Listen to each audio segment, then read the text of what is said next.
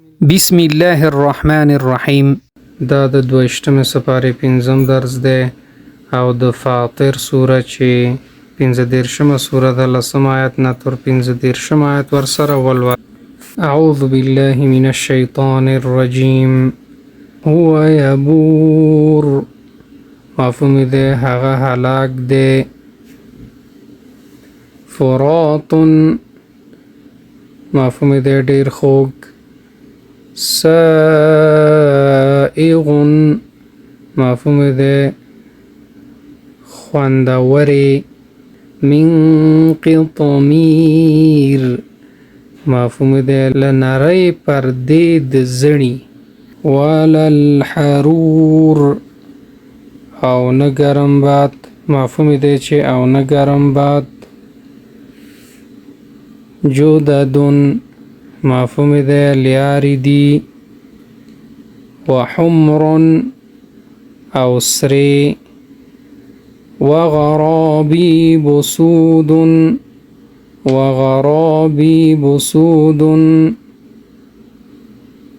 او زیاد تور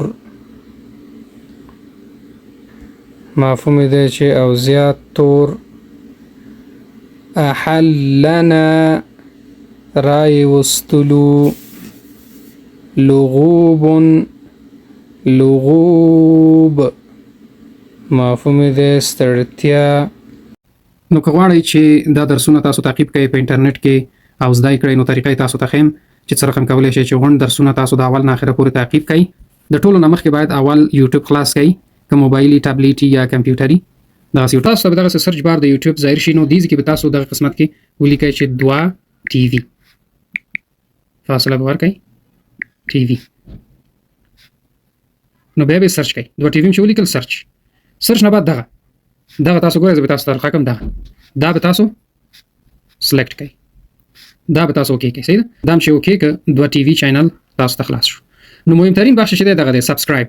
د سبسکرایب بټن له به فشار ورکئ چې سبسکرایب شي. دغه دی سبسکرایب. دا اوس سبسکرایب شو. بعد د دې نه چې دا سبسکرایب هم که نو دا ډیر مهم ځکه دی سبسکرایب چې تاسو ته به همیشه د دې معلومات راځي. کومه ویډیو چې د درس باره کې راځي نو تاسو ته حتما معلومات راځي چې نوې ویډیو راغلې. تاسو کولی شئ خپل درسونه تعقیب کړئ. نو دې نه بعد به موږ پلی لیست سلیکټ کړو. پلی لیست هم چې انتخاب کړئ کې غونډ درسونه دي. پلی لیستونو کې غونډې سپارې شته. مثلا 14مه سپاره شوه، 15مه شوه، 14مه شوه، هره سپاره مثلا اول پورې 4مه سپاره شوه. دا د اول جز اوله سپاره.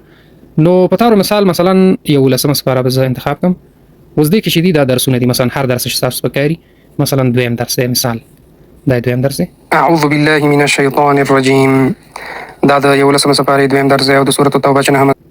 نو دا طریقه ده چې تاسو کولی شئ چې په اسانه طریقې سره دا درسونه پیدا کړئ او ادامه ورته ورکړئ.